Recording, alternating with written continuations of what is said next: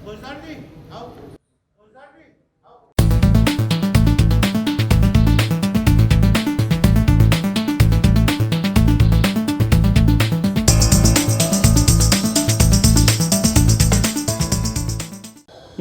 5 दिवसीय पदयात्रा पुष्कर की, जिसको 24 कोसीय परिक्रमा कहते हैं, वो मैं करके रात को अजमेर आया हूँ।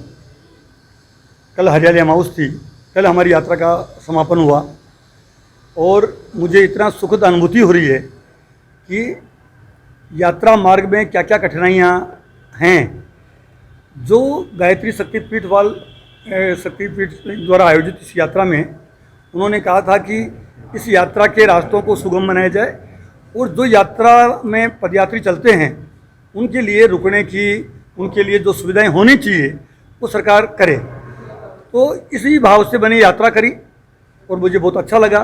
तो जो यात्रा में परेशानी आई, जो मेरे को लगा कि ये इस यात्रा में हमारे प्रदेश के लोकप्रिय मुख्यमंत्री जी ने हमेशा हर सेक्टर को उन्होंने बजट में मतलब अच्छे से अच्छा बजट दिया। यानी चाहे कर्मचारियों की ओल्ड पेंशन स्कीम लागू करने का मामला हो, चाहे 10 लाख का बीमा लागू करने की बात हो, और हर विधानसभा क्षेत्र में उन्होंने कुछ ना कुछ दिया है। अजमेर जिले को भी उन्होंने बहुत दिया है।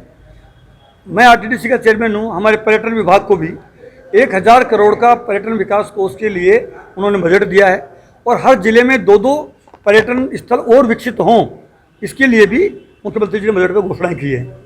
पुष्कर में जो गंदा पानी पुष्कर में जा रहा है उसकी रोक लगे और उसकी पवित्रता बरकरार रहे, इसके लिए भी माननीय मुख्यमंत्री जी ने फरवरी में बजट घोषणा की थी।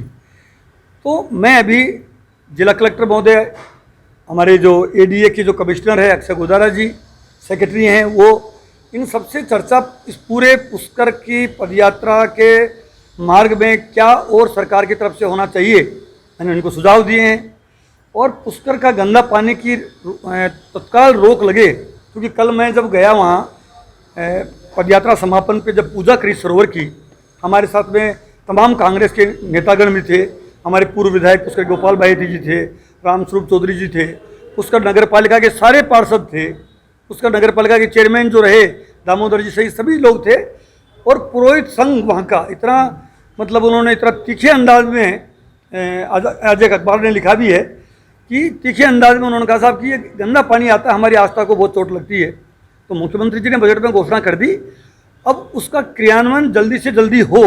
उसकी डीपीआर बनाने के लिए एडीए ने प्रस्ताव आरयूआईडीपी को भेज दिया था, लेकिन आरयूआईडीपी ने कुछ तकनीकी खामियां उसमें बताई कि तीखे अंदाज में उन्होंने कहा साहब कि ये गंदा पानी आता है, हमारी आस्था को बहुत चोट लगती है। तो मुख्यमंत्री जी ने बजट में घोषणा कर दी, अब उसका क्रियान्वयन जल्दी से जल्दी हो।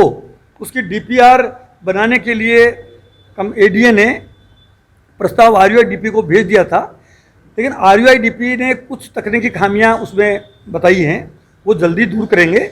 और यूडीएच मिनिस्टर जो हमारे धारीवाल जी हैं, उनसे मैं जाते ही अभी अजमेर से सीधा मैं जयपुर जा रहा हूँ, उनसे मुलाकात करूँगा। और जो ये अलग अलग डिपार्टमेंट, कोई काम एडीए का है, कोई काम नगर पालिका का है, कोई काम आरयूआईडीपी का है, कोई काम जिला परिषद का है, तो इन सबका तालमेल समन्वय हो। यूडीएच डिपार्टमेंट, एलएसडी डिपार्टमेंट, नगर पालिका, इन सब में तालमेल के साथ जल्दी काम हो, इस बात की ज़रूरत है। मैं समझता हूँ कि एक हाई लेवल बैठक जो है वो माननीय यूडीएच मंत्री जी के अध्यक्षता में हम निवेदन करेंगे कि वो तमाम समस्याएं सुन के और इसका तत्काल निवारण हो।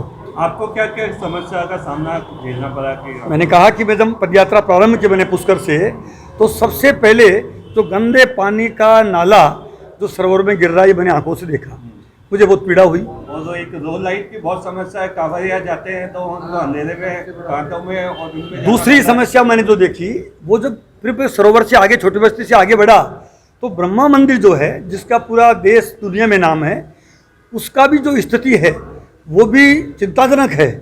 और उस मंदिर का जीर्णोद्धार जल्द हो, उसमें जो एएसआई द्वारा रुकावट की जा रही है, उसके लिए मैं स्वयं जो चिट्ठी एएसआई डिपार्टमेंट को जिला कलेक्टर ने लिखी भी है, वो चिट्ठी लेके मैं खुद भारत सरकार के जो एएसआई के मंत्री हैं, वो उनके सेक्रेटरी हैं, वो उनसे जाके मिलूँगा और जल्दी ही ब्रह्मा मंदिर की मरम्मत का काम भी शुरू होगा। तीसरी समस्या जो इस पदयात्रा मार्ग में चाहे रोड लाइटें हैं हो, चाहे जहाँ ये लगे कि यहाँ सड़क बनानी है वहाँ सड़क बनवाएंगे, जहाँ ये लगे कि यहाँ कच्चा रास्ता होना चाहिए वहाँ कच्चा रास्ता को नरेगा के माध्यम से कराएंगे। यानी और तीर्थ यात्रियों को रुकने का, चूँकि हमारे साथ में 500 से ज़्यादा यात्री चले हैं, तो उनमें से एक यात्री मैं भी था, जो पीड़ा उनको थी वो पीड़ा मुझे भी हुई है। तो मैं समझ सकता हूँ, ये मैंने समझी है कि क्या क्या बाधाएं।